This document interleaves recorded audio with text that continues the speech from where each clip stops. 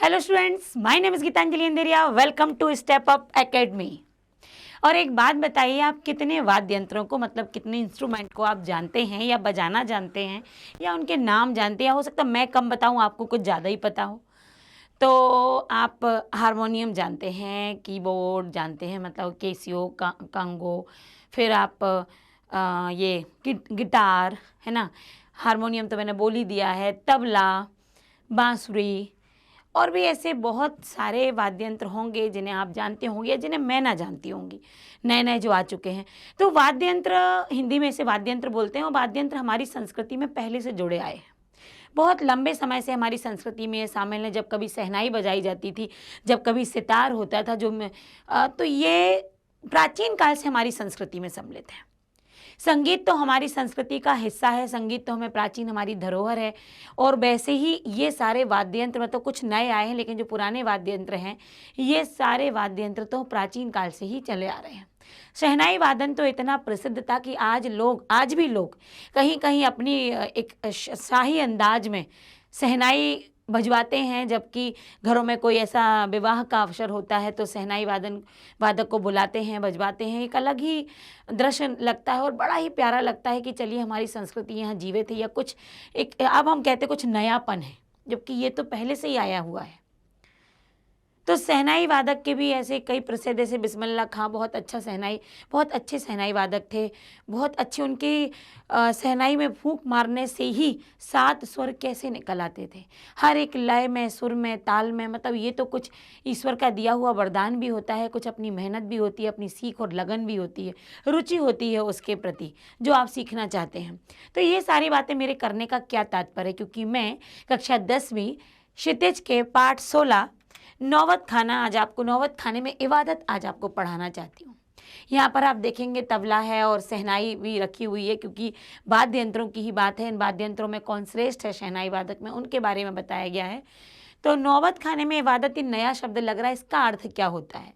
तो नौबत खाना, नौबत नाम का एक वाद्य यंत्र है और नौबत खाना कैसे बोला गया है, तो ये पूरा शब्द जो हो जाता है नौबत खाना, ये द्वार पर, दरवाजे पर जो ऊपरी हिस्सा होता है। पहले क्या है, जैसे हम अंदर प्रवेश करते थे किसी महल में, तो आपने देखा होगा कि महल में प्रवेश करने से पहले द्वार होता है। द्वार के ऊपर ही एक ऐसा हिस्सा होता है जहाँ पर चौकीदार बैठा होता है, या पहले के लोग ऐसे नगाड़े बजाकर संदेशा देते थे उस पर खड़े होके, तो वो हो जाता है ड्योढ़ी, मतलब द्वार।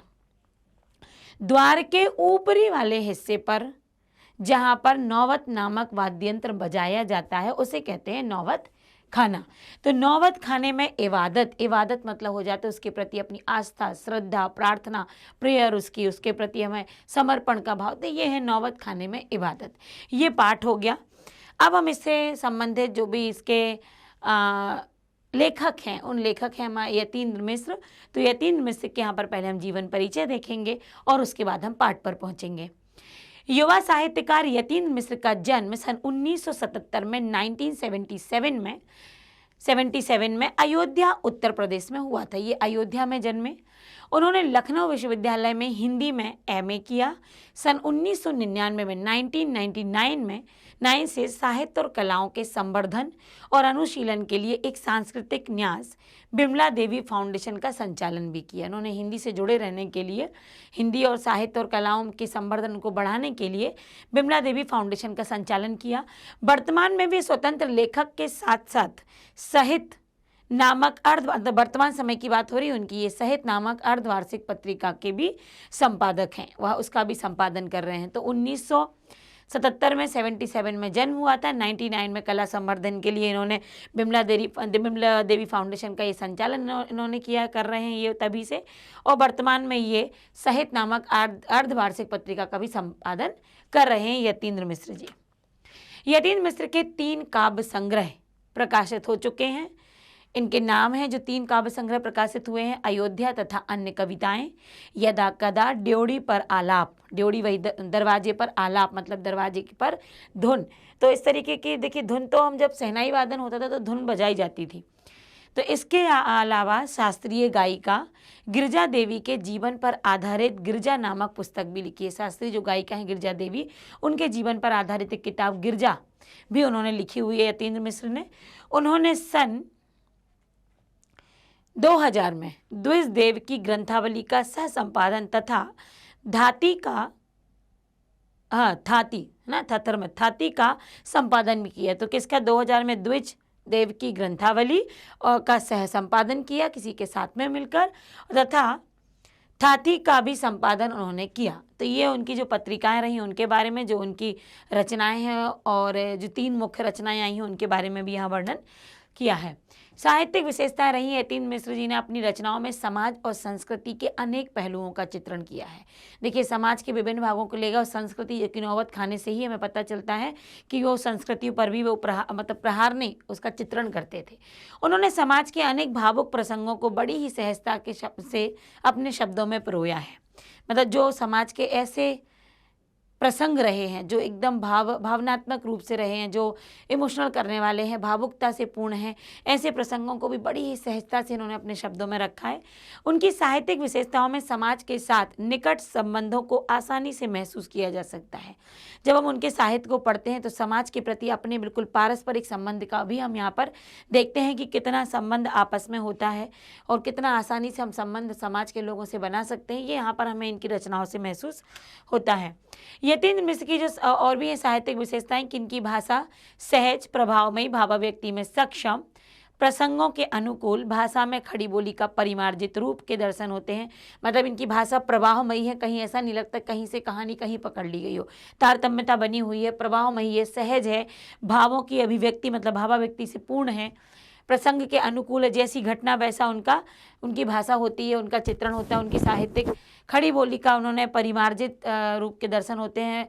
भाषा समृद्ध है, उन्होंने उर्दू शब्दों का भी प्रयोग किया है, तत्सम शब्दों का भी प्रयोग किया है संस्कृत के, और देशज जो क्षेत्रीय विशेष होते हैं उन शब्दों का भी बहुत अधिक मात्रा में प्रयोग किया है। तो कुछ तत्सम शब्द आते हैं: मंगल ध्वनि, आसक्ति, प्रेरणा, सुशिरवाद, कल्प द्रोम, प्रतिष्ठित, उत्तरार्ध, स्वयं शरण, निषेध, उत्कृष्ट, ऐसे शब्दों का प्रयोग इन्होंने किया है। देशज में नरकट, ड्योड़ी, बरतना, खिस, छन्न, कलकलाते, लुंगिया, सहनिया, पै, नहीं, ऐसे क्षेत्रीय भाषिक शब्दों का प्रयोग है। उर्दू में नौबत खाना, इबादत, वगैरह, वाजिब, लिहाज, मसलन, मार्फत, नमाज, सजदे, तासीर, मेहरबान, मुराद, इस प्रकार उन्होंने उर्दू शब्दों का प्रयोग किया है। अब यहाँ से प्रारंभ होता है हमारा पाठ, नौबत खाने में इबादत। सन 1916 से 1922 के आसपास की बात है ये। 1916 से 1922 के आसपास की काशी, ये उस समय काशी के स्थान की बात है जिसका सन रहा है 1916 से 1922। उस समय की यहाँ काशी की चर्चा हो रही है।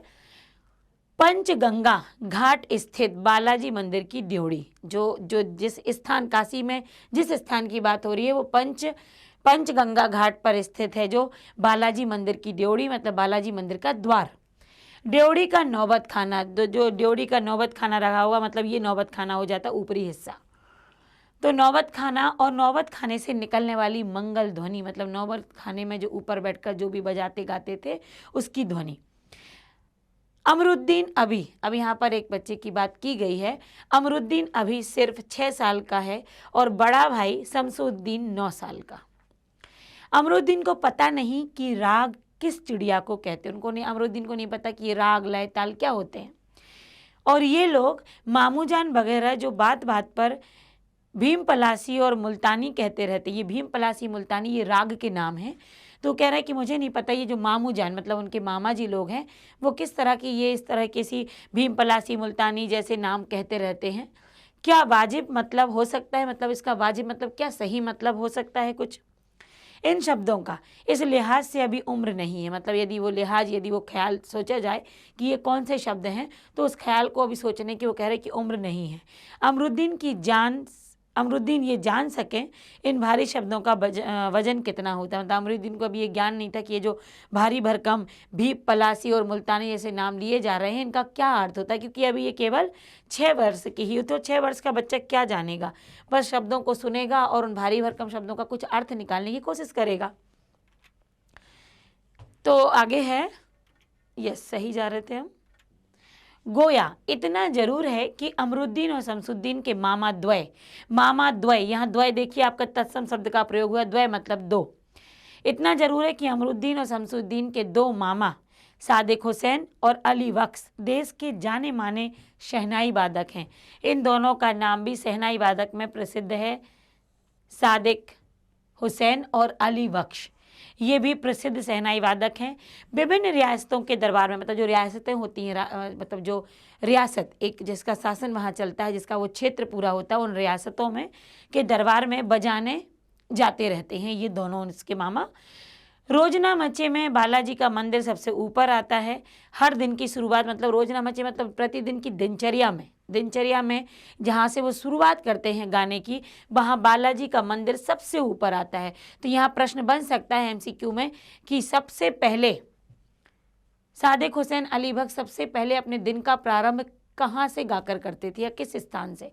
तो बालाजी के मंदिर से। दिन की शुरुआत वहीं ड्योढ़ी पर होती है, मतलब बालाजी मंदिर की ड्योढ़ी पर। मंदिर के विग्रहों को पता नहीं कि कितनी समझ है, जो रोज बदल बदल कर मुल्तानी, कल्याण, ललित और कभी भैरव रागों को सुनते रहते। वो कह रहा है कि मंदिर के जो लोग हैं, पता नहीं उन्हें कितनी रागों की समझ है कि रोज अलग अलग, ये सारे राग के नाम हैं, मुल्तानी, कल्याण, ललित, भैरव, ये रागों के नाम है। जो राग गाए जाते हैं ना, इनके नाम अलग अलग होते हैं, अलग तरीके से वो मुंह से निकलते हैं, उनका अलग एक अंदाज होता है। तो रागों को सुनते ही ये खानदानी पेशा है। खानदानी पेशा मतलब ये परिवार का चला आ रहा व्यापार है। अली बख्श के घर का, अली बख्श जो हैं उनके घर का ये पेशा चला आ रहा है कि ये लोग मंदिर की उस ड्योढ़ी पर बैठकर आलाप करते, मतलब गाते हैं।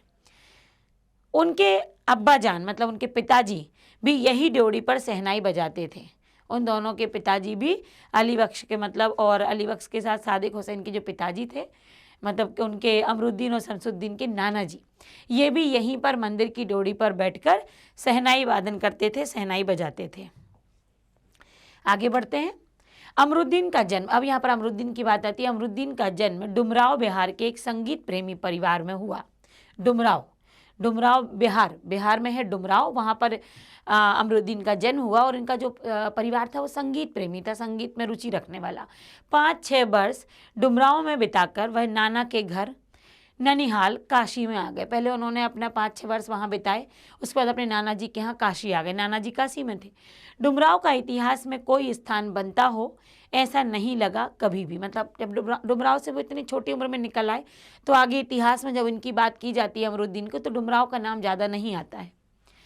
पर यह जरूर है कि शहनाई और डुमराव एक दूसरे के लिए उपयोगी हैं। लेकिन वो कह रहा है ये जरूर है कि हमने शहनाई, अमरुद्दीन ने शहनाई का जो नाम सुना और शहनाई का जो संबंध देखा रागों से, वो डुमराव में देखा। तो डुमराव और शहनाई का आपसी संबंध जरूर है।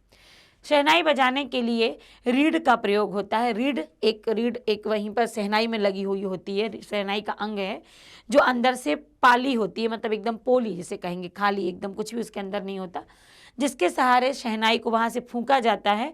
तो रीढ़ नरकट मतलब एक प्रकार की घास होती है, से बनाई जाती है। रीढ़ को बनाने के लिए घास आती है और रीढ़ बिल्कुल खोखली होती है, जहाँ से फूंक मारी जाती है तो फिर उसमें से सुर निकलते हैं। जिसमें कुछ भी ऐसा होता हुआ कि सुर आसानी से निकल जाते हैं, जो डुमराव में मुख्यतः सोन नदी के किनारों पर पाई जाती है। तो आपके इतिहास में वो कह रहे हैं ये बात जरूर आई है कि जब भी शहनाई को बनाने की बात की जाती है, तो डुमराव में जो सोन नदी है उसके किनारे इस प्रकार की ये घास पाई जाती है, जिससे ये बनते हैं। इतनी ही महत्ता है इस समय डुमराव की, जिसके कारण शहनाई जैसा वाद्य यंत्र बन पाया। तो जो नरकट चाहिए होता है रीढ़ बनाने के लिए, वो डुमराव में सोन नदी के किनारे मिलता है। इसलिए इतनी तो यहाँ पर प्रसिद्धि है उसकी, डुमराव की, कि शहनाई बजाने में ये इसका प्रमुख स्थान है, शहनाई बनाने में। फिर अमरुद्दीन, अब यहाँ काशी में है, तो अब फिर अमरुद्दीन जो हम सबके प्रिय हैं, अपने उस्ताद बिस्मिल्लाह खां साहब हैं। अब अमरुद्दीन कौन है? अब यहाँ पर नाम आया। जो उस्ताद बिस्मिल्लाह खां साहब हैं, वही, उन्हीं का नाम बचपन में उनको अमरुद्दीन कहते थे। बिस्मिल्लाह खां, जिनको काशी का कबीर कहा जाता है। जैसे कबीर दास जी हिंदू मुस्लिम में भेद नहीं करते थे, वैसे ही जो उस्ताद बिस्मिल्लाह खां हैं, जो कि बहुत अच्छे शहनाई वादक थे, ये भी कबीर इसलिए कहे जाते हैं क्योंकि जहाँ ये मुस्लिम थे और अपने जहाँ इन्होंने अपने मुस्लिम क्षेत्रों पर, या उनके कहें तो वो धार्मिक, वहाँ के धार्मिक क्षेत्रों पर जहाँ उन्होंने वाद्य यंत्र किया है, इसका शहनाई बजाई है, वहीं वो गंगा नदी के किनारे और वहाँ हिंदू मंदिरों में भी उतनी ही श्रद्धा से शहनाई वादन करते थे, वो कहने लगते हैं कि काशी को तो मैं नहीं छोड़ सकता, काशी के जो मंदिर हैं वहाँ से तो मेरा जुड़ाव है। आएंगे कुछ मंदिर के नाम, तो ये इसीलिए इनको कबीर कहा गया है। एक बार की बात है कि बिस्मिल्लाह खां शिकागो में विश्वविद्यालय में गए थे शहनाई वादन सिखाने के लिए। तो वहाँ पर ये बोला गया, वहाँ के छात्रों ने, वहाँ की जो मैनेजमेंट रहा होगा कि अगर बिस्मिल्लाह जी यहीं रुक जाएं तो हम काशी जैसा वातावरण यहाँ पर निर्मित कर देंगे। तो इस बात पर जो बिस्मिल्लाह खां साहब हैं उन्होंने क्या बोला सुनिएगा। उन्होंने बोला कि ये सब तो आप कर देंगे, पूरी काशी आप यहाँ पर सजा देंगे, मैं मानता हूँ, लेकिन ये तो बताइए गंगा कहाँ से लाएंगे। गंगा तो काशी में ही बहती और गंगा से इन्हें बहुत लगाव था। तो ये कह रहे आप सब कुछ काशी जैसा कर दोगे, मैं मानता हूँ, पर एक बात बताइए गंगा कहाँ से लाएंगे आप यहाँ, क्योंकि बिना गंगा के तो मैं कुछ भी नहीं हूँ। गंगा का तट, उससे तो मैं अलग ही नहीं हो सकता। तो ये उनकी बात थी, कुछ बात बताई जो बिस्मिल्लाह खां के बारे में प्रचलित है। तो ये जो अमरुद्दीन हैं, जो 5-6 वर्ष, जब ये 6 वर्ष के थे, डुमरांव बिहार में जब इनका जन्म हुआ था, और इनके जो मामा हैं दोनों, वो मामा जब गाते बजाते थे और मुल्तानी और भीम पलासी जैसे रागों के नाम लेते थे, भैरवी जैसे नागों के नाम, तब ये बड़े डर मतलब क्या है ये कौन सा ऐसा राग का नाम है, ये क्या कहलाता है। आज जब वो काशी आते हैं अपने नाना जी के पास, और जो आगे चलकर वो प्रसिद्ध होते हैं वो हैं उस्ताद बिस्मिल्लाह खां। तो हम यूँ कहें कि उस्ताद बिस्मिल्लाह खां के बारे में ये पूरा वर्णन है। उनका जन्म भी डुमराव ही है। फिर अमरुद्दीन जो हम सबके हैं, हम सबके प्रिय हैं अपने, अच्छा यस, तो यहाँ पर ये बताया गया, ठीक। तो फिर अमरुद्दीन कौन है हमारे, यहाँ तक आपको क्लियर हुआ। तो इनका जन्म भी डुमराव ही है, जो इनका जन्म मतलब आपको बताया है, दोनों ही है, क्योंकि उस्ताद बिस्मिल्लाह खां के बचपन का नाम था अमरुद्दीन। तो जन्म तो डुमराव हुए। इनके जो परदादा हुए हैं बिस्मिल्लाह खां से, अब हम पढ़ेंगे यहाँ पर, तो बिस्मिल्लाह खां और कहीं कहीं इनका पुराना नाम अमरुद्दीन भी आया है। तो इनके परदादा उस्ताद सलार हुसैन खां डुमराव निवासी थे, डुमराव में रहने वाले थे इनके परदादा। बिस्मिल्लाह खां उस्ताद पैगंबर बख्श खां और मिट्टन के छोटे साहबजादे थे। मतलब बिस्मिल्लाह खां उस्ताद, कहने का तात्पर्य अमरुद्दीन के जो माता पिता थे वो पैगंबर बख्श खां और माता मिट्टन की ये छोटे बेटे हैं। अमरुद्दीन की उम्र अभी 14 साल है। मसलन बिस्मिल्लाह खां की उम्र भी, मतलब अमरुद्दीन अर्थात बिस्मिल्लाह खां की उम्र अभी 14 साल वही काशी है, मतलब 14 साल में ही वहीं काशी में है। वही पुराना बालाजी का मंदिर जहाँ बिस्मिल्लाह खां को नौबत खाने रियाज के लिए जाना पड़ता है, मगर एक रास्ता और बालाजी मंदिर तक जाने का। तो वो बता रहे हैं कि जब ये 14 वर्ष के थे बिस्मिल्लाह खां जी, तो ये क्या था उनका, बालाजी मंदिर जहाँ बिस्मिल्लाह खां नौबत खाने रियाज के लिए उनको जाना पड़ता है, वो जाते थे, मगर एक रास्ता और बालाजी तक जाने का, मंदिर एक ही रास्ता था, नौबत खाने जाने का रियाज के लिए और बालाजी मंदिर जाने का रास्ता एक ही था जिस रास्ते से ये जाते थे। तो यहाँ पर छोटी छोटी बातें याद रखना पड़ेंगी कि बिस्मिल्लाह खां के माता पिता का नाम बताइए, ठीक। फिर हम कह सकते हैं कि बिस्मिल्लाह खां के परदादा जी कहाँ रहते थे, ठीक है। अब जब इन्होंने रियाज शुरू किया था तब इनकी उम्र कितनी थी, 14 वर्ष की थी, ठीक है। तो ये छोटी छोटी सी बातें हैं जो हमारे एमसीक्यू बनते आगे। यह रास्ता रसून बाई और बतूलन बाई के यहाँ से होकर जाता था, जिस रास्ते से वो अपना रियाज मतलब अपने प्रैक्टिस करने जाते थे, वो यहाँ पर 2 और गायिका हैं जो गाती थी, रसून बाई और बतूलन बाई। इस रास्ते से अमरुद्दीन को जाना अच्छा लगता है, जिस रास्ते पर ये दोनों रहती भी हैं जो गाती हैं। इस रास्ते न जाने कितने तरह के बोल बनाव, कभी डुमरी, कभी टप्पे, कभी के मार्फत डेवड़ी तक पहुंचाते। मतलब वो कह रहे हैं कि डेवड़ी तक द्वार पर कई प्रकार के राग या इस रास्ते से जाओ तो ये सुनने में आते हैं। रसूलन और बतूलन जब गाती हैं तब अमरुद्दीन को खुशी मिलती है। जब ये दोनों गायिकाएं गाती हैं तो अमरुद्दीन बड़े खुश हो जाते हैं, तो कारण वही रहा होगा, इसलिए उसने उस रास्ते से जाना बड़ा ही अच्छा लगता है।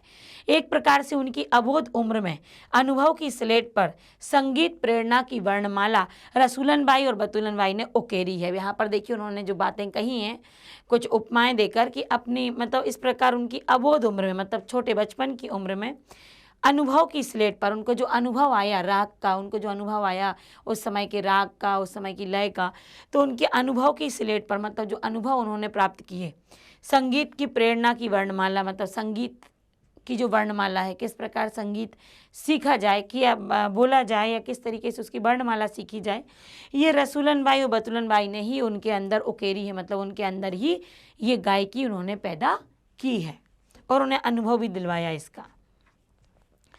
अगला है, वैदिक इतिहास में शहनाई का कोई उल्लेख नहीं मिलता। यदि हम वेदों पुराणों की और प्राचीन समय की बात करें तो शहनाई नामक कोई वाद्य यंत्र का उल्लेख वहाँ पर नहीं मिलता। इसे संगीत शास्त्र अंतर्गत सुसिर वाद्यों में गिना जाता है। अरब देश में फूंक कर बजाए जाने वाले वाद्य जिसमें नाड़ी, नरकट या रीड होती है को नए बोलते हैं। अरब देश में जब इसी प्रकार का एक वाद्य यंत्र बजाया जाता है तो उसको बोला जाता है नए। शहनाई को शाह नए अर्थात सुसिर वाद्यो शाह की उपाधि दी गई है। शाह कहते हैं ना, शाही एक जो वाद्य यंत्र है, तो वो किसको दी गई है? शहनाई को। अरब देश में इसी प्रकार के वाद्य यंत्र को नए कहा जाता है और शहनाई को शाह नए या यूँ कहें तो सुसिर वाद्यों शाही भी कहा जाता है। 16वीं शताब्दी के उत्तरार्ध में, 16वीं शताब्दी के पहले की बात हो रही है कि उत्तरार्ध में तानसेन के द्वारा रची बंदिश दो संगीत राग कल्पद्रुम से प्राप्त होती है। शहनाई, मुरली, बंसी, सृगी और मूर्छंग आदि का वर्णन, ये सभी वाद्य यंत्र की बात हो रही है, जिनको आप जानते भी नहीं होंगे, उन वाद्य यंत्रों का जिक्र यहाँ पर किया गया है। तो इस प्रकार के वाद्य यंत्र उस समय तानसेन के द्वारा जो थे वो प्राप्त हुए हैं या जिनका प्रयोग उस समय होता था, उनका नाम यहाँ पर वर्णित है। शहनाई के इसी मंगल ध्वनि के नायक बिस्मिल्लाह खां साहब 80 वर्ष से सुर मांग रहे हैं। 80 वर्ष के जब ये हो गए तब भी सुर मांग रहे हैं। मतलब उनकी ऐसी इच्छा रहती थी ईश्वर से कि हमारे सुर बंधे रहना चाहिए, अच्छे सुर हमें प्राप्त होने चाहिए, सच्चे सुर की नेमत, वो सच्चा सुर मांगते रहे हमेशा ईश्वर से। 80 बरस की 5 वक्त वाली नमाज, मतलब 5 वक्त की जो मुस्लिम बंधु नमाज पढ़ते हैं, तो खां साहब भी 80 बरस की उम्र तक 5 टाइम की नमाज पढ़ते इसी सुर को पाने की दे। मतलब वो कह रहे हैं कि सुर को पाने के लिए वो यही अपने अल्लाह से, ईश्वर से प्रार्थना करते थे कि मुझे अच्छा सुर बख्श दीजिए, दे दीजिए, हमारा सुर नहीं फटना चाहिए। सुर में प्रार्थना में खर्च हो जाती है। मतलब जो सुर वो करते थे, जो सुर में प्रार्थना में खर्च, जो भी प्रार्थना करते थे वो सुर के लिए करते थे। वे नमाज के बाद सजदे में गिड़गिड़ाते हैं, मेरे मालिक एक सुर बख्श, वह नासिर पैदा कर की आंखों से सच्चे मोती की तरह अनगढ़ आंसू निकल आए। वो कह रहे हैं अपने जब भी वो ये नमाज में जो सजदा करते थे, जो नमस्कार करते थे, उसमें वो अपने अल्लाह से एक ही बात मांगते थे कि मुझे ऐसे सुर अदा कर दो, ऐसे सुर मुझे बख्श दो, ऐसे सुर दे दो कि आंखों से सच्चे मोती की तरह वो निकल पड़े। इस तरीके से मैं गाऊं कि आंखों से मोती भी मोती के जैसे आंसू निकल पड़े। ये ऐसे सुर मेरी आवाज़ में देते रहना। उनको यकीन है कभी खुदा यूं ही उन पर मेहरबान होगा और अपनी झोली से सुर का फल निकाल कर उनकी ओर उछालेगा। सोचो कि जब वो सीखते थे, रियाज करते थे, 80 वर्ष तक कितना अच्छे वो परिपक्व हो गए थे, फिर भी वो अपने ईश्वर से मांगते रहते थे मुझे अच्छे सुर देना। यहाँ पर एक बात ही इनकी जो सामने आती है वो ये कि कभी अपने आप को इतना परफेक्ट नहीं मानना चाहिए कि अब हमारे पास सब कुछ है, हम अच्छा पढ़ाते हैं, हम अच्छा गाते हैं, हमें अच्छा नहीं। हर वक्त यही मांगो कि अभी भी हम कुछ सीखना चाहते हैं, अभी भी हमें इसकी कमी है, अभी और चाहिए है। ऐसा नहीं आप कहोगे कि मैम फिर तो ये चाह होगी। मैं आपसे पैसे की बात नहीं, जब भी हम सीखने की बात करते कोई कला, तो ये नहीं कि हम उसमें परफेक्ट हो गए, कहीं ना कहीं वो कुछ ना कुछ हमें नया सिखाती रहेगी। तो 80 वर्ष की उम्र में भी खां साहब कह रहे हैं ईश्वर से कि मुझे ऐसे सुर बख्श दो कि आंखों से आंसू निकल आए लोगों के। तो उन्होंने ये भी कहा कि कभी तो खुदा मेहरबान होगा और हमें सुर देगा, जबकि उनके अंदर तो सुर मौजूद थे, फिर भी वो कह रहे हैं कि नहीं हमें और सुर चाहिए। सुर का फल निकाल कर मेरी ओर उछालेंगे, फिर कहेगा ई ले जा अमरुद्दीन, इसको खा ले और कर ले अपनी मुराद पूरी। तो कह रहे हैं कि कभी तो अल्लाह हम पर मेहरबान होंगे, एक फल फेंकेंगे जो सुर वाला फल होगा और कहेंगे अमरुद्दीन इसे खा लो। ये अपने बचपन के नाम के यहाँ पर जोड़कर कह रहे हैं। तो मतलब हमेशा जो सुर में रत हैं उसके बाद भी वो सुर की चाह कर रहे हैं। ये है एक व्यक्ति के सीखने की चाह, हर उम्र सीखने की चाह, और ये कि अभी भी कमी हम और सीखना चाहते हैं। तो यहाँ पर ये इनकी जो बात है कि किस तरीके से ये मुराद में क्या मांगते थे। 80 बरस से बिस्मिल्लाह खां यही सोचते आए हैं कि 7 सुरों को बरतने की तमीज उन्हें सलीके से अभी तक क्यों नहीं आई। 80 वर्ष के हो गए लेकिन अपने अंदर वो यही देखते आए, जबकि कितने महान शहनाई वादक रहे, उसके बाद भी वो कह रहे हैं कि अभी भी कहीं सुर में कमी क्यों रह जाती है मुझसे। ये तो उनका इतना ये उनका सलीका था, ये उनके अंदर इतनी विनम्रता कि वो अपने आप को श्रेष्ठ नहीं मानते थे। क्यों नहीं आई। बिस्मिल्लाह खां और शहनाई के साथ जिस एक मुस्लिम पर्व का नाम जुड़ा है वह है मुहर्रम। उनकी शहनाई के साथ यदि मुस्लिम पर्व का कोई नाम मुख्यतः जुड़ा हुआ है तो वो है मुस्लिम संप्रदाय का मुहर्रम। मुहर्रम का महीना वह होता है जिसमें शिया मुसलमान हजरत इमाम हुसैन एवं उनके कुछ वंशजों के प्रति अज़ादारी अर्थात शोक मनाते हैं। जो मुहर्रम होता है इसमें जो शिया मुसलमान हजरत इमाम हुसैन थे और उनके कुछ वंशज थे, उनके लिए कुछ शोक मनाते हैं, यहाँ पर वंशजों के प्रति शोक अदा करते हैं, जिसको मुहर्रम कहा जाता है। पूरे 10 दिनों का शोक होता है ये। वे बताते हैं कि उनके ख़ानदान का कोई व्यक्ति मुहर्रम के दिनों में ना तो शहनाई, ये खां साहब बता रहे हैं कि जब मुहर्रम होता है 10 दिनों तक, तो हमारे ख़ानदान का, उनके परिवार का कोई भी व्यक्ति 10 दिनों तक ना तो शहनाई बजाता है, ना ही किसी संगीत के कार्यक्रम में शिरकत मतलब सम्मिलित होता है। 8वीं तारीख उनके लिए खास महत्व रखती है। इस दिन खां साहब खड़े होकर शहनाई बजाते हैं। वह दाल मंडी में फातमान के करीब 8 किलोमीटर की दूरी तक पैदल रोते हुए नौहा बजाते जाते हैं। वो कह रहे हैं कि जब ये 10 दिन तक चलता है और 8वीं तारीख जो आती है उस दिन तो ये खड़े होकर बजाते हैं, मतलब ऐसे तो नहीं बजाते लेकिन 8वीं तारीख का कुछ अलग ही महत्व रहता है।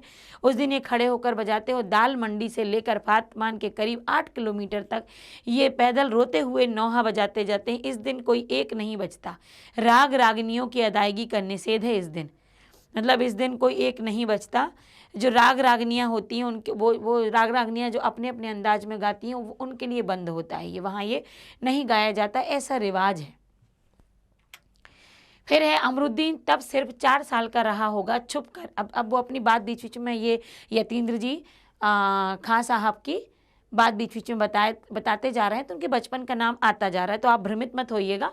अमरुद्दीन मतलब खां साहब।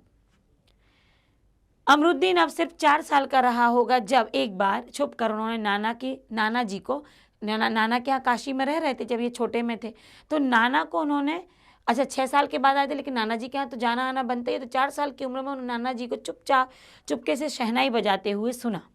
रियाज के बाद मतलब जब उन्होंने नाना जी ने रियाज कर लिया, प्रैक्टिस कर ली, उसके बाद जब अपनी जगह से उठकर नाना जी चले गए उनके, तब जाकर ढेरों मतलब तब गए वो, और वहाँ जितनी भी छोटी बड़ी शहनाइयाँ रखी थी सारी शहनाइयों को अमरुद्दीन ने देखा। भीड़ से अपने नाना वाली शहनाई ढूंढ रहे थे कि नाना जी कौन सी शहनाई बजा रहे थे, कुछ तो उसमें मिठास थी। एक एक शहनाई को फेंक कर खारिज करता जाता, मतलब एक एक शहनाई फेंक दी, खारिज करना मतलब उनको अलग करते जा रहे, नहीं ये नहीं ये नहीं ये नहीं, खारिज करता जाता और सोचता लगता है मीठी वाली शहनाई दादा कहीं और रखते हैं, उनको दादा कहते थे वो नाना जी, दादा कहीं और रखते हैं इसलिए वो मिल नहीं रही। मीठी वाली शहनाई मतलब शहनाई से जितने मीठे राग निकल रहे थे, तो अमरुद्दीन ने सोचा कुछ शहनाई में मीठापन है। जब मामू अली बख्श खां जो उस्ताद थे शहनाई वादक, शहनाई बजाते हुए सम पर आए, तब धड़ से एक पत्थर जमीन पर मारता था। सम पर आने की तमीज़ उन्हें बचपन में ही आ गई थी, मगर बच्चे को यह नहीं मालूम था कि दाद वाह करके दी जाती है, सिर हिलाकर दी जाती है, पत्थर पटक कर नहीं। अब यहाँ पर अमरुद्दीन की बात हो रही है कि जब इनके मामा अली बख्श जब अपना गाने के लिए जाते थे, शहनाई वादन में जाते थे, सम पर मतलब उस स्थान पर जाते थे जहाँ, तो वहाँ पर देखिए जब गाते हैं बजाते हैं तो दाद दी जाती, वाह वाह ऐसे। तो अमरुद्दीन को ये पता नहीं था कि वाह वाह की जाती है जब कोई गाता है, तो वो एक पत्थर फेंकते थे उसकी अपने वाह वाही के लिए, तो उनको ये नहीं पता था कि पत्थर फेंक कर दी जाती है कि वाह वाह कर दी जाती है, पर वो ऐसे पत्थर फेंक देते कि बहुत अच्छा। तो ये बचपन के दिन थे, तो उनका कुछ अलग सलीका था। काशी में संगीत आयोजन की एक प्राचीन एवं अद्भुत परंपरा है। अब काशी की बात आ जाती है जहाँ पर ये लंबे समय तक रहे और वहाँ प्रसिद्धि भी पाई उन्होंने।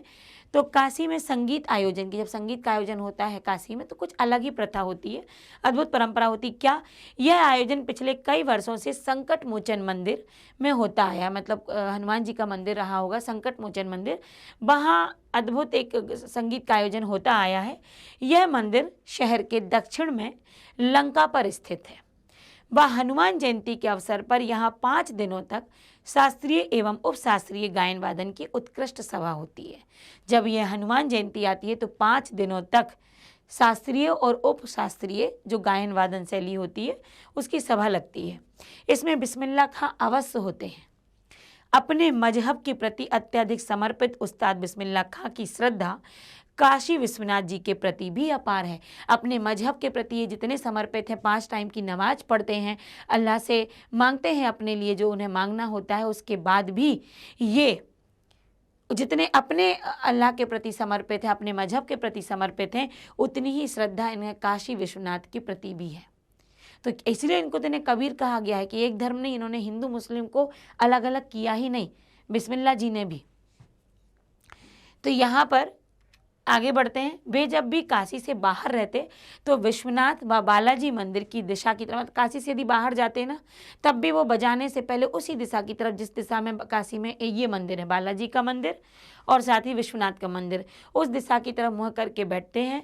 थोड़ी देर ही सही मगर उसी ओर शहनाई का प्याला घुमा दिया जाता है और भीतर की आस्था रीढ़ के माध्यम से बजती है। ये था ईश्वर के प्रति श्रद्धा, चाहे वो मुस्लिम ही क्यों न थे, लेकिन उन्हें अपने काशी और काशी के प्रसिद्ध विश्वनाथ मंदिर और बालाजी मंदिर के प्रति इतनी श्रद्धा थी, वो काशी से बाहर ही क्यों न रहें, लेकिन वो शुरुआती जो अपना वाद्य यंत्र शुरू करते थे उसका राग वो काशी के मंदिरों की तरफ दिशा करके ही बजाया करते थे। भी जो भीतर से उनकी जो आस्था उमड़ कर आती थी वो उनकी शहनाई में साफ सुनाई देती थी। खां साहब की एक रीढ़ 15 से 20 मिनट के अंदर गीली हो जाती थी। रीढ़ जो अंदर का हिस्सा, जो खोखला हिस्सा था, उनके फूंक मारने से, उनके इतने उसमें गाने से 15 से 20 मिनट के अंदर वो अंदर का जो हिस्सा था वो गीला हो जाता। तब वे तुरंत उसको चेंज करते और दूसरी रीढ़ का इस्तेमाल कर लिया करते थे। अक्सर कहते हैं कि क्या करें मियाँ, काशी छोड़कर कहाँ जाएं, ऐसा खां साहब बोलते हैं कि क्या करें मियाँ, काशी छोड़कर कहाँ जाएं, गंगा मैया यहाँ, विश्वनाथ यहाँ, बालाजी का मंदिर यहाँ, यहाँ हमारे खानदान कई पुश्तों से शहनाई बजाते हैं। हमारे नाना तो वहीं बालाजी मंदिर में बड़े प्रतिष्ठित शहनाईबाज रह चुके हैं। हम क्या करें, मरते दम तक ना यह शहनाई छूटेगी और ना ही काशी छूटेगा। क्या बात कही बिस्मिल्लाह खां जी ने कि लोगों से जब बातें करते तो कहते क्या करें मियाँ, काशी तो हमसे छोड़ी ही नहीं जाती। यहाँ गंगा मैया है, यहाँ विश्वनाथ मंदिर है, यहाँ बालाजी का मंदिर है और यह हमारे खानदान की कई पुश्तों ने यहाँ पर इन मंदिरों में शहनाई वादन किया है। हमारे नाना तो बालाजी मंदिर के प्रतिष्ठित शहनाईबाज कहलाते हैं। अब हम क्या करें, ना तो हमसे काशी छोड़ी जाती है और ना ही हमसे ये कभी शहनाई छूटेगी और ना ही काशी छूटेगी, मरते दम तक। जिस जमीन ने हमें तालीम दी, तालीम मतलब शिक्षा, जिस जमीन ने हमें शिक्षा दी, जहाँ से अदब पाई, अदब मतलब संस्कार, जहाँ से हमने संस्कार पाए, वो कहाँ और मिलेगी। जिस काशी में रहकर हमने अपनी शिक्षा ग्रहण की, संस्कार पाए, वो और कहाँ मिलेंगे। शहनाई और काशी से बढ़कर कोई जन्नत नहीं है इस धरती पर हमारे लिए। क्या बात कही यहाँ पर खां साहब ने कि शहनाई और काशी, इन दोनों से मेरे लिए बढ़कर कोई भी जन्नत नहीं है। तो कह रहा है कि मैं मरते दम तक ना तो शहनाई छोड़ूंगा और ना ही काशी छोड़ूंगा, क्योंकि काशी हमारी शिक्षा का स्थान है, हमारी कर्म भूमि है, संस्कारों की भूमि है, इसलिए वहाँ से हम कहाँ जाएंगे। तो यहाँ काशी के प्रति इतने समर्पित रहे हैं बिस्मिल्लाह खां जी। काशी संस्कृति की पाठशाला है, बिल्कुल ये बात सही है कि काशी संस्कृति की पाठशाला है। वेद हैं, पुराण हैं, शिक्षा है, ज्ञान है, नृत्य है, संगीत है, सब कुछ है काशी में। शास्त्रों में आनंद कानन के नाम से प्रतिष्ठित है। शास्त्रों में आनंद कानन मतलब, कानन मतलब जंगल, आनंद का जो जंगल है, आनंद में मंगल करने की जो बात है वो है काशी। काशी में कलाधर हनुमान और नृत्य विश्वनाथ है। काशी में बिस्मिल्लाह खां है। काशी में हजारों सालों का इतिहास है, जिसमें पंडित कंठे महाराज हैं, विद्याधरी हैं, बड़े रामदास जी हैं, मुजुद्दीन खां हैं। इन रसकों से उपकृत होने वाला अपार जनसमूह है। ये यहाँ पर की गई है काशी की प्रशंसा या काशी की विशेषताएं कि काशी संस्कृति की पाठशाला है। शास्त्रों में इसे आनंद कानन कहा है। काशी में कलाधर हनुमान है तो नृत्य विश्वनाथ हैं। काशी में बिस्मिल्लाह खां है। काशी में हजारों सालों का इतिहास है। काशी में पंडित कंठे महाराज हैं। काशी में विद्याधरी हैं, रामदास जी हैं, मुजुद्दीन हैं, कई रसिकों के साथ मिलने वाले यहाँ समूह हैं। यह एक अलग काशी है जिसकी अलग तहजीब है। अपनी बोली, अपने विशिष्ट लोग हैं, इनके अपने उत्सव हैं, अपना गम है। अगर त्योहार है तो कुछ दुख भी है, वो भी काशी के अपने हैं। यहाँ पर एक शिक्षा है, एक संस्कार है, एक संस्कृति है, अपना सेहरा बनना और अपना नोहा है। यहाँ अपना एक संगीत, भक्ति को किसी धर्म के कलाकार से, कजरी को चेती से, विश्वनाथ को विशालाक्षी से, बिस्मिल्लाह खां को गंगा द्वार से अलग करके नहीं देख सकते। काशी में जो रम गया है, काशी में जो जुड़ गया है, उसे काशी से अलग नहीं किया जा सकता। सामान्य तौर पर यह बात यहाँ पर कही गई है कि काशी से जुड़ने वाला फिर काशी को छोड़ नहीं पाता। इतना संस्कार, इतनी शिक्षा, इतनी तहजीब वहाँ पर है। अक्सर समारोहों में, उत्सवों में दुनिया कहती है कि ये बिस्मिल्लाह खां हैं। समारोह होता है, जब भी कोई उत्सव होता है तो कहते हैं ये बिस्मिल्लाह खां है। बिस्मिल्लाह खां का मतलब शहनाई। बिस्मिल्लाह खां लोग जो कहते थे, यहाँ बिस्मिल्लाह खां का क्या मतलब है? शहनाई। शहनाई का तात्पर्य है बिस्मिल्लाह खां का हाथ, और हाथ से आशय है इतना भर कि बिस्मिल्लाह खां की फूंक और शहनाई की जादुई आवाज़ का असर हमारे सिर चढ़कर बोलने लगता है। कोई कहता है ये बिस्मिल्लाह खां है, मतलब शहनाई है। शहनाई मतलब बिस्मिल्लाह खां का हाथ है। हाथ मतलब बिस्मिल्लाह खां की फूंक, जिससे शहनाई से जादुई आवाज़ निकलती है। शहनाई में सरगम भरा है। खां साहब को ताल मालूम है, राग मालूम है। ऐसा नहीं कि वे बेताले जाएंगे। शहनाई में 7 सुर निकल पड़े हैं। 7 सुर जैसे ही वो फूंकते हैं, उनके अंदर सुर, ताल सब कुछ है। बिस्मिल्लाह खां के अंदर बेताल नहीं है वो, किसी केवल शहनाई बजाने से सुरताल निकल जाते हैं। उनकी फूंक में सुरताल निकलते हैं, जहाँ शहनाई की उनकी सुरताल देते ही शहनाई के 7 स्वर निकल जाते हैं। ये जादू था उनकी शहनाई में। उनके फूंकने से किस तरह 7 स्वर निकलते हैं। शहनाई में परवरदिगार गंगा मैया उस्ताद की नसीहत लेकर उतर पड़े। दुनिया कहती है सुबहान अल्लाह। सुबहान अल्लाह जो कहते हैं ना, सुबहान अल्लाह, तो इस पर बिस्मिल्लाह खां कहते हैं अलमदुल्लाह। ये शब्द होते हैं जब हम मुस्लिम बंधुओं को कहते सुनते हैं, और सुनने में बड़े ही अच्छे लगते हैं। बाकी उन शब्दों में एक तहजीब होती है। हो सकता है कि मैं बोलने में कहीं गड़बड़ कर गई हो, तो आलम अल अहमदुल्लाह जो भी, अगर मुझसे कहीं कुछ गलत शब्द निकला हो तो मैंने इस तरीके से इसको 1 से 2 बार ही बोला। तो ये सारे शब्द हम सुनते थे और ये बिस्मिल्लाह खां जी बोलते भी थे। छोटी छोटी ओपस से मिलकर एक बड़ा आकार बनता है। शहनाई का करतब शुरू होने लगता है। बिस्मिल्लाह खां का संसार सुरीला होना शुरू है। धीरे धीरे धीरे धीरे ये शहनाई अपना रूप ले लेती है। फूंक में अजान की तासीर उतरती चली आती है। जब अजान होता है, जब फूंक मारते से लगता है अजान शुरू हुई। देखते देखते शहनाई 1.5 शतक के साज से 2 शतक का साज बन जाती है। धीरे धीरे धीरे धीरे अपना राग ले लेती है। वो साजों की कतार में सरताज हो जाती है। अजान से शुरू होती होती जब अपना ये सुर उठा लेती है तो सरताज बन जाती है साजों की कतार में। अमरुद्दीन की शहनाई गूंज उठी। उस फकीर की दुआ लगी जिसने अमरुद्दीन से कहा था बजा बजा। जब बचपन में जहाँ से अमरुद्दीन ने सीखना शुरू किया था, तो जिसने कहा था बजा बजा, आज अमरुद्दीन क्या बन गए? बिस्मिल्लाह खां साहब। एक और इनके नाम पर बात आती है कि बिस्मिल्लाह खां नाम कैसे पड़ा। तो जब इनका जन्म हुआ था तो इनके दादा के मुंह से निकल पड़ा बिस्मिल्लाह, और तभी से उन्हें बिस्मिल्लाह खां कहने लगे।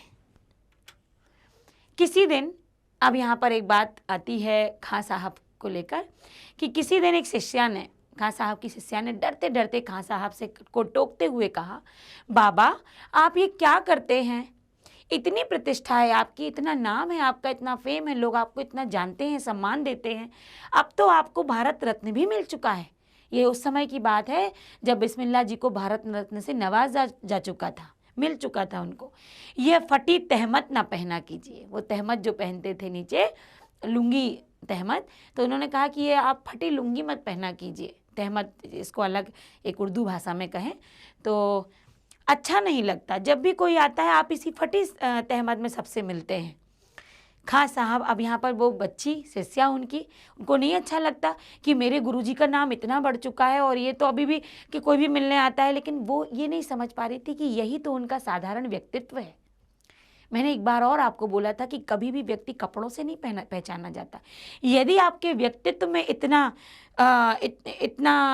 क्या कहेंगे असर है, आपके व्यक्तित्व में इतना असर है, लोग आपको देखकर ही पहचान जाएं कि आप ये हैं, तो उस समय आपके कपड़े मायने नहीं रखेंगे कि आपने क्या पहना था।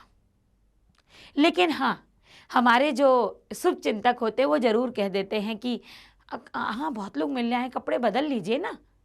तो यहाँ पर उनकी शिष्या कहती, बाबा आप इतने प्रतिष्ठित हो चुके हैं, भारत रत्न मिल गया, जब भी कोई मिलने आता आप ये फटी तहमत पहन लेते, इसे तो बदल लिया कीजिए। तो मुस्कुराते हुए खां साहब बोल पड़े, लाड़ से भरकर बड़े प्रेम से अपनी शिष्या से बोले, धत पगली।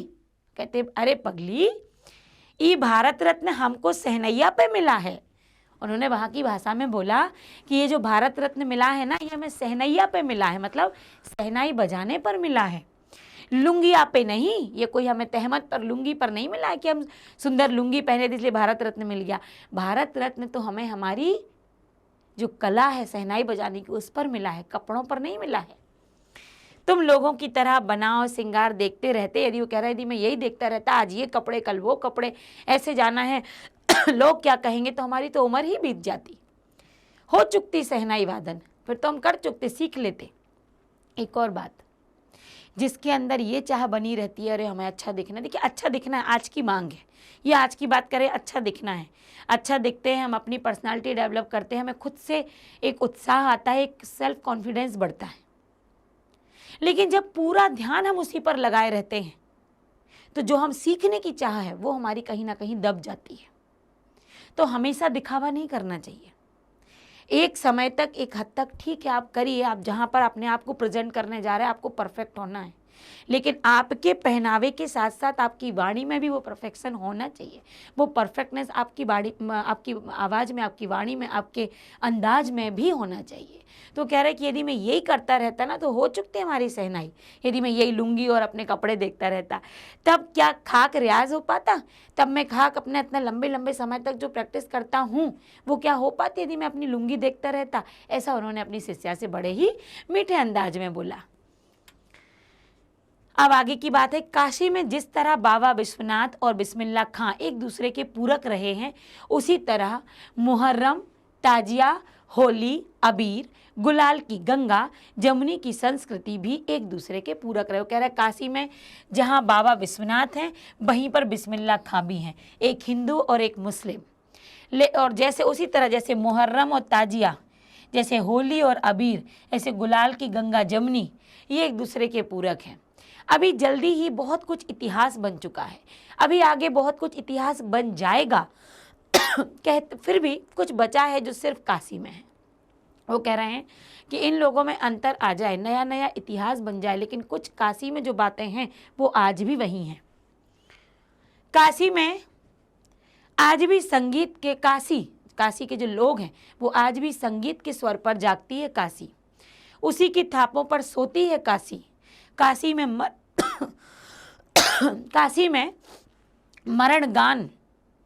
मरण भी मंगल गान माना गया है। काशी आनंद कानन है। वो कह रहा है कुछ भी बदल जाए, इतिहास बदल जाए, लेकिन काशी में आज भी लोग काशी का गायन सुनकर ही जागते हैं। काशी की थापों पर, जो वहाँ पर रियाज होते हैं रात में, उसकी थाप पर ही वहाँ के लोग सोते हैं। सबसे बड़ी बात तो ये है, मतलब वहाँ पर यदि मरण वाली बात होती तब भी वो मंगल गान वहाँ गाया जाता है। काशी आनंद कानन है। सबसे बड़ी बात तो ये है कि काशी के पास उस्ताद बिस्मिल्लाह खां और खां जैसा लय और सुर की तमीज़ सिखाने वाला नायाब हीरा रहा है। क्या कहा है? काशी का हीरा किसे कहा गया? तो काशी का हीरा बिस्मिल्लाह खां साहब को कहा गया है कि काशी में कुछ भी बदल जाए, लेकिन वहाँ के तबलों की थाप, वहाँ का संगीत, वहाँ पर मृत्यु होने पर मंगल गीत, और उसको जो विशेषता दी गई है, जो विशेषण दिया गया है कि काशी आनंद कानन है, वो कभी नहीं जाएगा। क्योंकि काशी में सुरों का ज्ञान रखने वाले, सुर की तमीज़ रखने वाले, सुर को सिखाने वाले नायाब हीरा है बिस्मिल्लाह खां, जो हमेशा से दो कौम मतलब हिंदू और मुस्लिम कौमों के होने पर आपस में भाईचारे के साथ रहने की प्रेरणा देते हैं। जो हमेशा दो कौमों को, मतलब जहाँ वो 5 टाइम की नमाज पढ़ते हैं, अपने अल्लाह से मांगते हैं नए सुर दे दो। वहाँ वो काशी विश्वनाथ और बालाजी मंदिर में जाकर भी वहाँ पर वाद्य यंत्र अपना शहनाई वादन करते हैं। और काशी से यदि बाहर चले जाएं तो जिस दिशा में विश्वनाथ का मंदिर और बालाजी का मंदिर है, सबसे पहला यदि वो शुरू करेंगे अपनी ताल को, अपनी शहनाई को, तो पहले वो उस तरफ मुँह करते हैं जहाँ पर मंदिर ये दोनों स्थित हैं। तो यहाँ उन्होंने दोनों कौम को भाईचारे की भावना भी सिखाई है। अब यहाँ पर हम आते हैं कि भारत रत्न से लेकर इस देश के ढेरों विश्वविद्यालयों की मानद उपाधियों से अलंकृत संगीत नाटक अकादमी पुरस्कार, पद्म भूषण जैसे सम्मानों से नहीं बल्कि अपनी अजय संगीत यात्रा के लिए बिस्मिल्लाह खां साहब भविष्य में हमेशा संगीत के नायक बने रहेंगे। मतलब इसलिए नहीं पहचाने जाते वो कि उन्हें कई विश्वविद्यालयों से भारत रत्न भी मिला, ढेरों विश्वविद्यालयों की उपाधियाँ भी हैं, अलंकृत हैं उपाधियों से, संगीत नाटक अकादमी का पुरस्कार मिला। ये तो ठीक है, इससे तो वो जाने ही जाते, लेकिन केवल इन्हीं से नहीं जाने जाते, वो जाने जाते हैं अपनी अजेय संगीत यात्रा से, जो कभी भी पराजित नहीं हो सकती। उसके लिए बिस्मिल्लाह खां साहब भविष्य में हमेशा संगीत के नायक बने रहेंगे। 90 वर्ष की भरी पूरी आयु में, जब ये 90 वर्ष के हो गए, आयु में 21 अगस्त 2006 को संगीत रसिकों की हार्दिक सभा से विदा हुए खां साहब की सबसे बड़ी देन हमें यही है कि पूरे 80 वर्ष उन्होंने संगीत को संपूर्णता एकाधिकार से सीखने की जिजीविषा को अपने भीतर जिंदा रखा। तो हम आगे एक बार फिर इसको पूरे पंक्तियों को भी तो मैंने पढ़ा है, अब मैं आपको समझाती हूँ कि 90 वर्ष के जब ये हो गए तो 90 वर्ष की आयु में 21 अगस्त 2006 में संगीत रसिकों की हार्दिक सभा से, मतलब उनका अंत भी कहाँ हुआ, जब संगीत के रसिक पूरी सभा जो भरी हुई थी से विदा हुए। वो खां साहब की सबसे बड़ी देन हमें यही है कि पूरे 80 वर्ष उन्होंने संगीत को संपूर्णता एकाधिकार से सीखने की जिजीविषा को, मतलब पूरे 80 वर्ष तक सीखने की क्या रखी, जिजीविषा, इच्छा। मतलब वो तो क्या चाहते थे, मैं परफेक्ट हूँ भाई, लोग मुझे सुनते हैं, मुझे यहाँ बुलाया जाता है, लेकिन उन्होंने 80 वर्ष तक अपनी इच्छा रखी, मैं संगीत में और सीखूं, ये इच्छा अपने अंदर जीवित रखी। तब तो वो अपने अल्लाह से कहते थे, हे अल्लाह मुझे ऐसे सुर बख्श दो कि आंखों से आंसू निकल पड़े, और एक दिन आएगा कि अल्लाह मुझे सुर का एक फल देगा कि लो अमरुद्दीन और जी लो अपनी ज़िंदगी। इस तरीके की जो बात रखते थे वो 80 वर्ष की आयु में रखते थे। जहां मैं ये कहने में बिल्कुल भी शर्म महसूस नहीं करूंगी कि जहां लोग यदि 80 वर्ष में इतना ज्ञान प्राप्त कर लें तो वो तो अपने आगे किसी और को कुछ ना समझेंगे।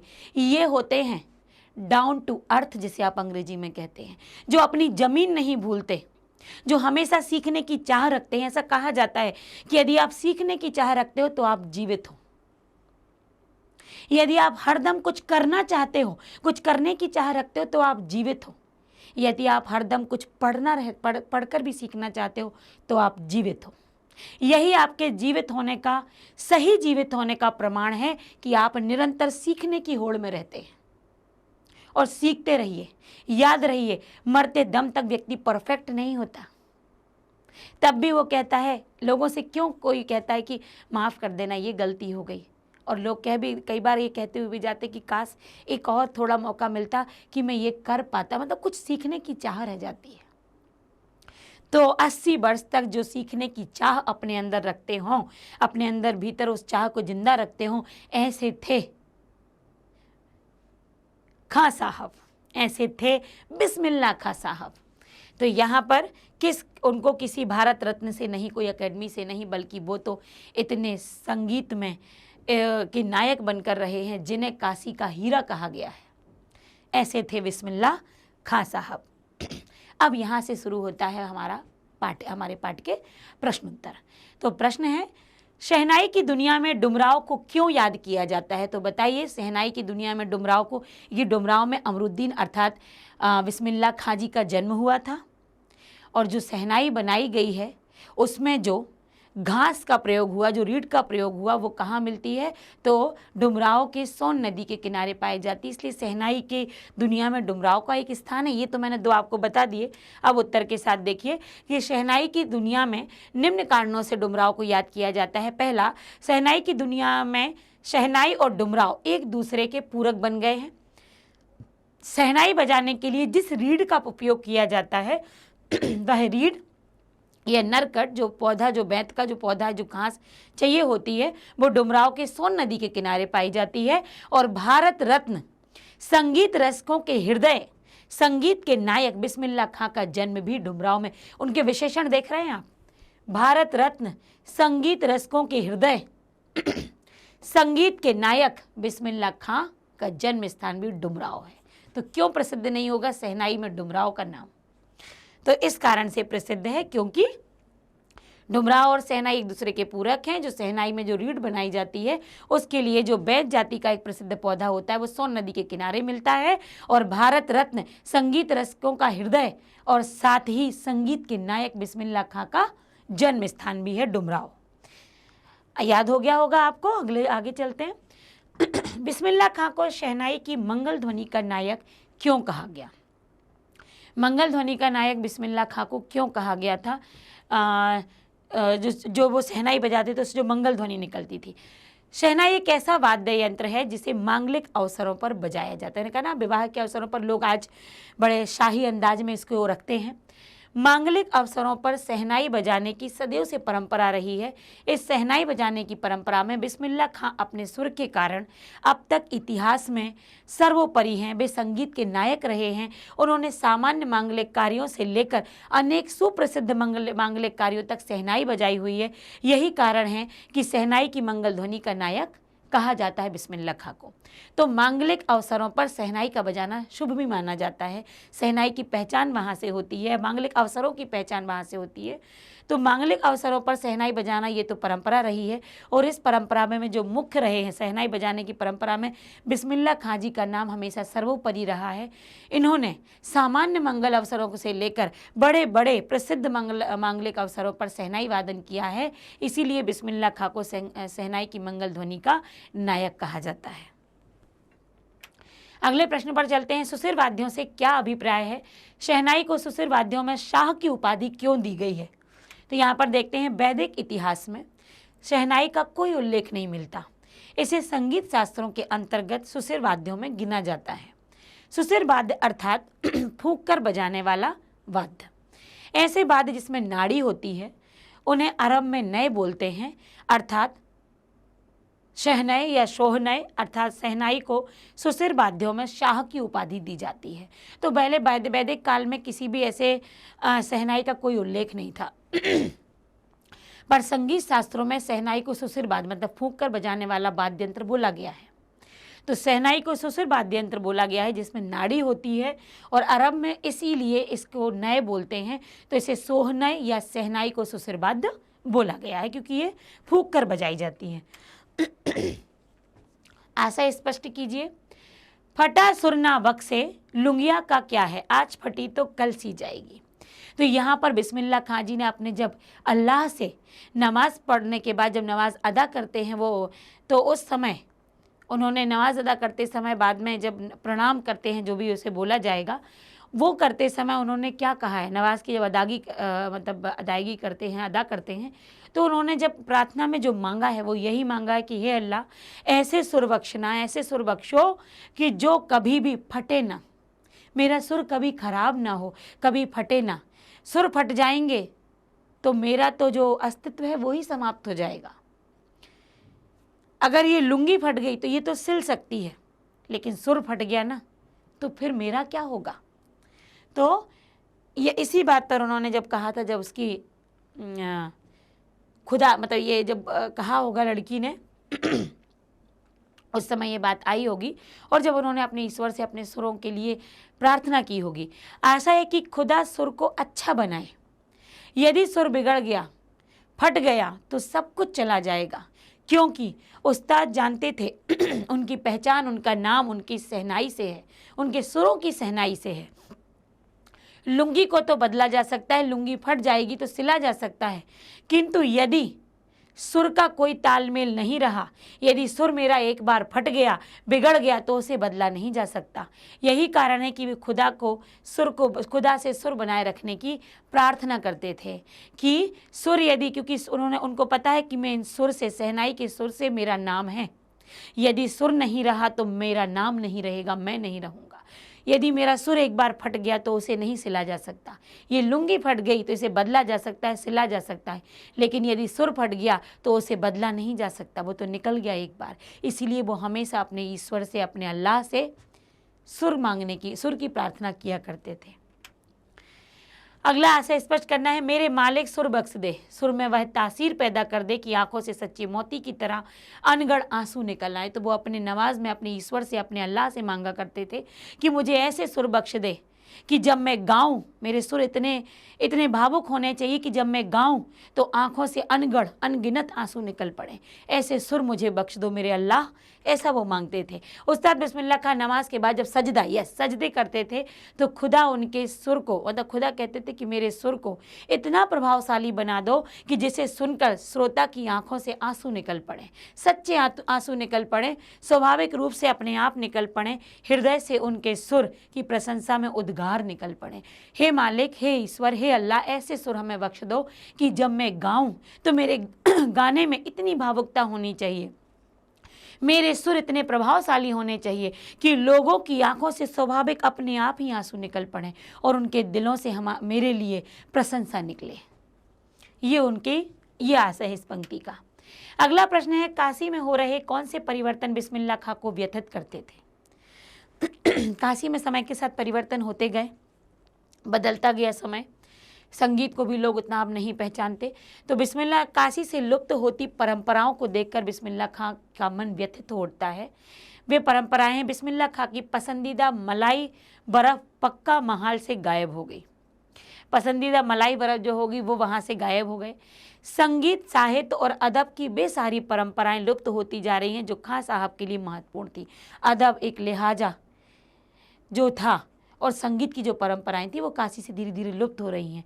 कल कलाते घी में बनने वाली कुलसुम की कचौड़ी और जलेबी काशी में मिलनी कठिन हो गई है। उन्होंने अपने लय ताल के साथ, सुर के साथ, संगीत के साथ जो उनके खाद्य सामग्री थी या उनके जो डिश कहेंगे हम, पकवान थे, उनकी भी बात की है कि मलाई बर्फ गायब होता जा रहा है, शुद्ध घी में बनी हुई जलेबी और कुलसुम की कचौड़ी ये गायब हो रही है।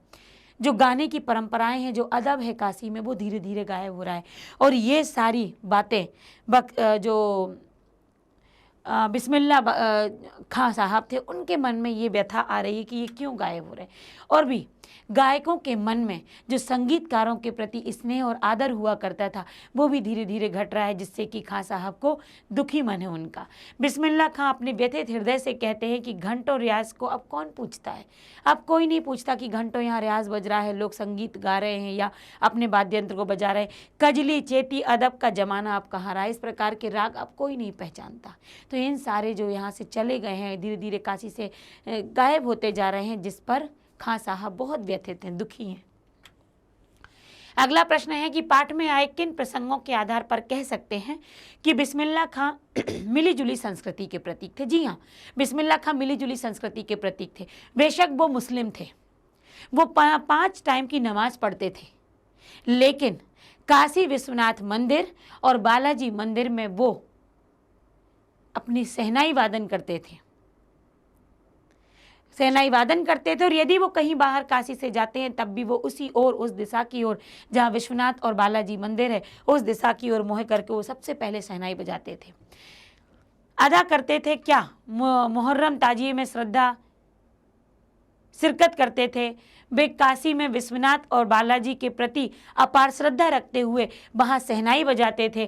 काशी से बाहर होने पर, जो मैंने अभी आपको बताया, काशी से बाहर होने पर वो थोड़ी देर के लिए काशी के मंदिरों की तरफ मुख करके पहले शहनाई वादन करते थे, फिर अपना कार्यक्रम प्रारंभ करते थे।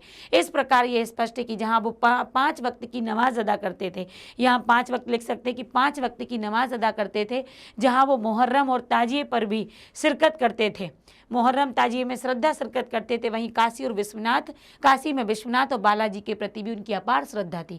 यदि वो काशी से बाहर जाते थे तो सबसे पहले प्रोग्राम के पहले वो थोड़ी देर काशी के मंदिरों की दिशा की तरफ मुख करके बजाया करते थे अपनी शहनाई। तो इससे स्पष्ट होता है, और फिर उनसे सफलता की कामना करते थे। इससे स्पष्ट होता है कि बिस्मिल्लाह खां मिली जुली संस्कृति के प्रतीक थे। फिर अगला है यहाँ पर प्रसंग कि वे वास्तविक अर्थों में एक सच्चे इंसान थे। कौन से ऐसी प्रसंग है जहाँ लगता है कि बिस्मिल्लाह खां सच्चे इंसान थे? बिस्मिल्लाह खां काशी में रहते हुए काशी की उन सभी परंपराओं का निर्वाह करते थे जो वहाँ प्रचलित थी, चाहे वे परंपरा किसी भी संप्रदाय की हो, हिंदू हो, मुस्लिम हो, सभी परंपराएं अब उनके जीवन का अंग बन गई थी। वे जिस श्रद्धा और आस्था से मुहर्रम और ताजिए के समय मातम वाली शहनाई का धुन बजाते थे, उसी श्रद्धा से बालाजी और विश्वनाथ के मंदिरों में शहनाई बजाते थे। वे भेदभाव से ऊपर उठे हुए थे। वे बनावटीपन पर विश्वास नहीं रखते थे। बिस्मिल्लाह खां भारत रत्न जैसा सर्वोच्च सम्मान पाकर भी साधारण जीवन व्यतीत करते थे। वे सामान्य और सरल जीवन जीने वाले, सबका सम्मान करने वाले सच्चे अर्थों में इंसान थे। तो बिस्मिल्लाह खां काशी में रहते थे, तो काशी की जितनी भी परंपराएं, चाहे वो हिंदुओं को लेकर हो, मुस्लिमों को लेकर हो, सारी परंपराओं का निर्वाह करते थे। ये परंपराएं उनके जीवन का हिस्सा बन चुकी थी। जहाँ वो मुहर्रम में शोक मनाते हुए मातम वाली शहनाई बजाते थे, वहीं वो काशी के विश्वनाथ और बालाजी मंदिर में भी शहनाई बजाते थे। वो हिंदू मुस्लिम परंपरा से ऊपर उठे हुए थे। भारत रत्न जैसा सर्वोच्च सम्मान पाकर भी वो सामान्य जीवन जीते थे। सामान्य और सरल जीवन जीने वाले, सबका सम्मान करने वाले, ये सच्चे अर्थों में सच्चे इंसान थे। अगला प्रश्न, बिस्मिल्लाह खां के जीवन से जुड़ी उन घटनाओं और व्यक्तियों का उल्लेख करें जिन्होंने उनकी संगीत साधना को समृद्ध किया था। तो हमने उन 2 गायिकाओं के बारे में भी देखा, उनके मामू जान भी गाया करते थे। बिस्मिल्लाह खां के जीवन से जुड़ी घटनाएं और वे व्यक्ति जिनसे वो प्रेरित होकर उनकी संगीत साधना समृद्ध हो गई। तो बिस्मिल्लाह खां के मामा सादिक हुसैन और अली बख्श, बिस्मिल्लाह खां के दोनों मामा, उनके बारे में बताया है कि दोनों मामा शहनाई वादक थे। उनमें ही उन्हें शहनाई की प्रेरणा मिली कि शहनाई कैसे बजानी चाहिए, और शहनाई बजाने में का जो सुकून है, तो उनकी जो रुचि है, वो वहीं से उनके मामा के द्वारा उत्पन्न हुई थी। और है कि बिस्मिल्लाह खां के नाना जी भी शहनाई बजाते थे। जब वे रियाज करके चले जाते थे तो छिपकर ये जाकर चुपचाप उनकी शहनाई खोजते थे, जिस शहनाई से नाना जी, मतलब जिस शहनाई के द्वारा शहनाई वादन नाना जी कर रहे थे। तो उससे भी मामा और नाना के द्वारा इनके अंदर शहनाई बजाने का गुण पैदा हुआ। रसूलन और बतूलन बाई जो थी, वो रियाज करने के लिए जिस मंदिर के रास्ते से, जिस रास्ते से गुजरते थे, वहाँ पर इन दोनों महिलाओं का, इन दोनों गाने वाली इन महिलाओं का घर पड़ता था। उनके द्वारा गाई गई जो कई प्रकार के राग, डुमरी, टप्पे, दादरा आदि को सुनकर बिस्मिल्लाह खां का मन प्रसन्न हो जाता था। तो ये भी उनके संगीत में, उनकी शहनाई वादन में प्रमुख भूमिका निभाती है। बिस्मिल्लाह खां और कुलसुम की कचौड़ियों की दुकान। बिस्मिल्लाह खां जब कुलसुम को कलकलाते देसी घी की कढ़ाई में छन से उठने वाली आवाज़ में संगीत के सारे आरोह अवरोह दिखाई देते थे। जब वो जाते थे और वहाँ पर जलेबी खाते थे, तो मतलब कचौड़ियाँ तो कचौड़ियाँ जब तली जाती थी और कचौड़ियाँ फूलते हुए जो तेल में, आपने कभी सुना हो तो छन छन की जो आवाज़ आती है, उस आवाज़ में भी उन्हें अपने गान का आरोह अवरोह, मतलब उतार चढ़ाव सुनाई देता था। उक्त व्यक्तियों घटनाओं से उस्ताद बिस्मिल्लाह खां की संगीत साधना, उनके दोनों मामा जी, नाना जी, रतुलन और बतूलन बाई, साथ ही दुकान पर जो कचौड़ियाँ झनझनाती हुई तेल से निकलती थी, उसकी सुरताल, ये सभी उनकी शहनाई वादन को समृद्ध करने में इन सभी का प्रमुख स्थान है। अगला है रचना और अभिव्यक्ति। बिस्मिल्लाह खां के व्यक्तित्व की कौन कौन सी विशेषताओं ने आपको प्रभावित किया? तो बिस्मिल्लाह खां के व्यक्तित्व की क्या विशेषताएं रही हैं? उनका व्यक्तित्व कैसा था? सच्चे इंसान थे, संगीत से रुचि रखने वाले थे और धर्मनिरपेक्ष थे, किसी एक धर्म के प्रति नहीं था, सभी धर्मों को समान रूप से मानते थे। कबीर पर भी उनकी श्रद्धा थी। बिस्मिल्लाह खां के व्यक्तित्व की ऐसी अनेक विशेषताएं जिनसे प्रभावित हुए बिना नहीं रहा जाता। कृत्रिमता से दूर रहना, उन्हें दिखावा बिल्कुल पसंद नहीं था। भारत रत्न सम्मानित होने के बाद भी वो सामान्य जीवन व्यतीत कर रहे थे। उनकी सहजता और सरलता में कोई भी अंतर नहीं आया था।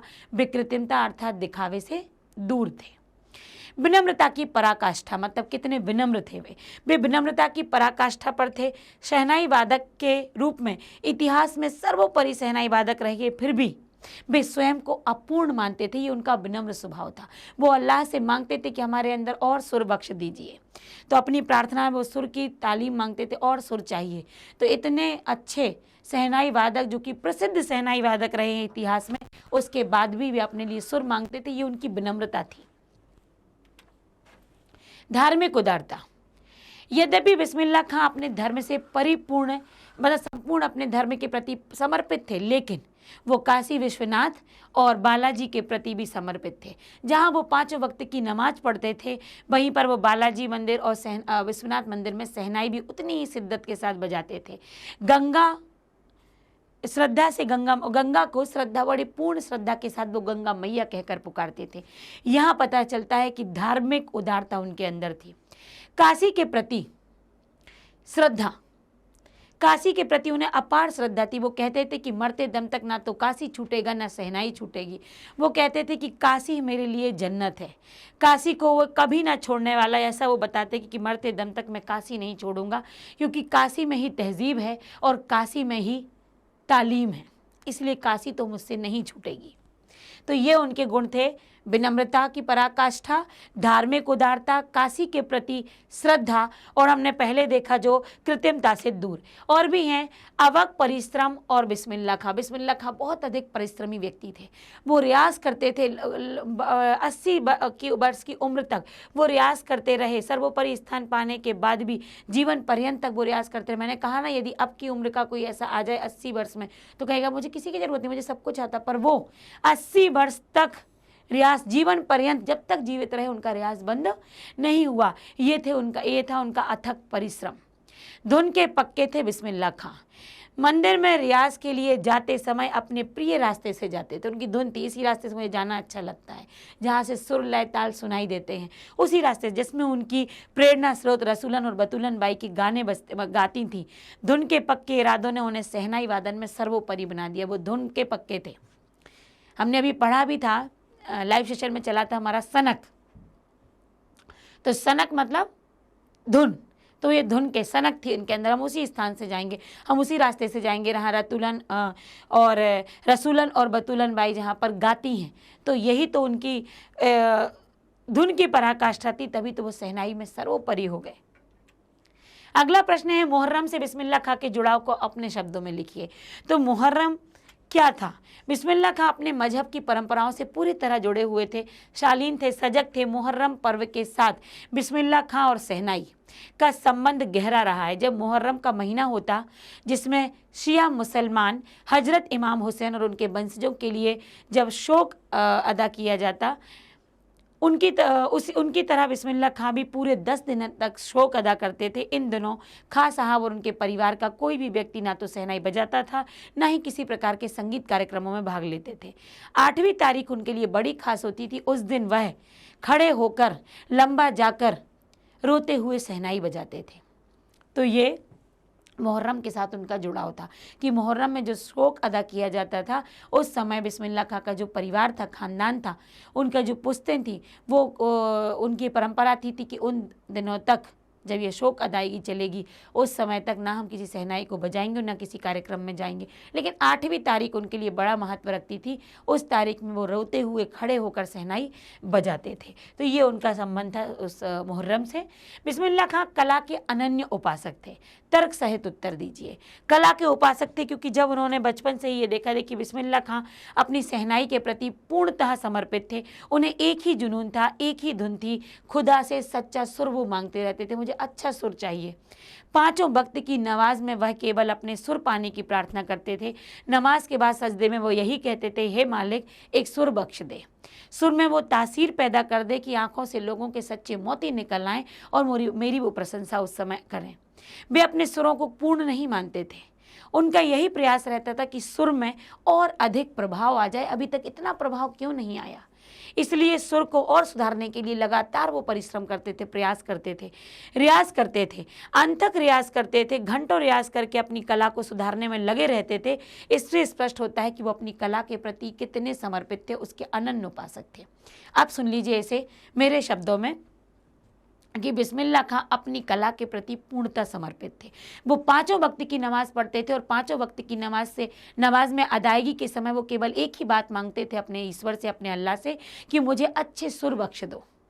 वो अपने सुर के लिए अंतिम समय तक प्रार्थना करते रहे। उन्हें ये लगता था अभी मेरे सुर में कुछ कमी है और वो कहते थे अपने अल्लाह से ऐसे सुर बख्श दो, ऐसा सुर मुझे दे दो कि जब मैं गाऊं तो लोगों की आंखों से आंसू अपने आप ही निकल पड़े।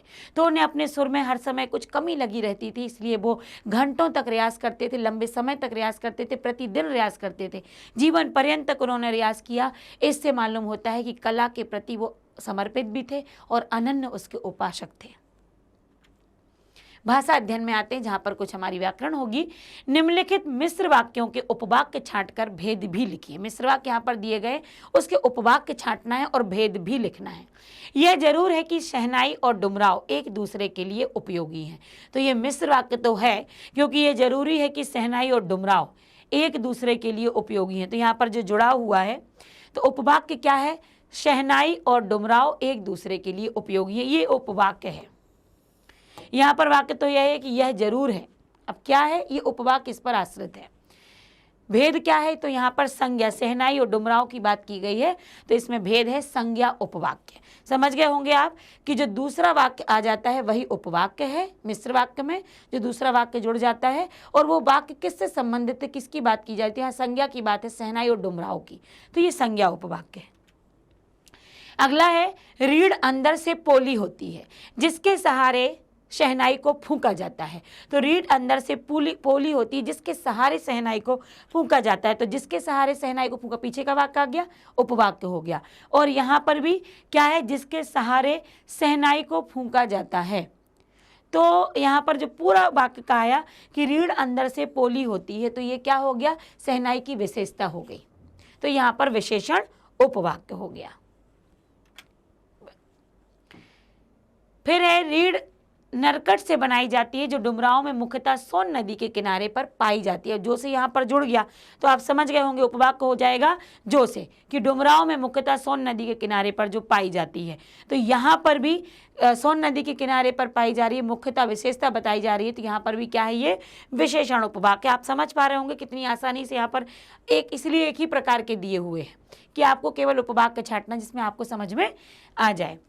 उनको यकीन है कभी खुदा यूं ही उन पर मेहरबान होगा। तो उनको यकीन है, ये तो एक वाक्य हो गया, और कभी खुदा उन पर मेहरबान होगा, ये उपवाक्य हो गया। तो यहाँ पर खुदा की बात की गई है, संज्ञा की बात की गई है, संज्ञा उपवाक्य। हिरन अपनी ही महक से परेशान पूरे जंगल में उस वरदान को खोजता है जिसकी चमक, जिसकी गमक उसी में समाई है। मतलब जो भी चमक वो है वो उसमें है। तो यहाँ पर उसकी जिसकी गमक उसी में समाई है, ये हो गया उपवाक्य। और यहाँ पर भी एक विशेषण बात वाली हुई थी कि अपनी महक से परेशान है, जो जंगल में उस वरदान को खोजता है, जो गमक उसमें समाई है। तो यहाँ पर बात विशेषता की है, हिरण की विशेषता बताई गई है। खां साहब की सबसे बड़ी देन हमें यही है कि पूरे 80 वर्ष तक उन्होंने संगीत को संपूर्णतः एकाधिकार से सीखने की जिजीविषा अपने अंदर भीतर अपने जिंदा रखी। तो उपवाक्य तो आपको दिख रहा है, की के बाद हम पूरा लिख देंगे। और साथ ही यहाँ पर किसकी बात की गई है? खां साहब की गई है। तो यहाँ पर क्या आ गया? संज्ञा उपवाक्य हो गया। और यहाँ पर हमारा क्या हो गया? पाठ खत्म हो गया, पाठ पूरा समाप्त हो चुका है।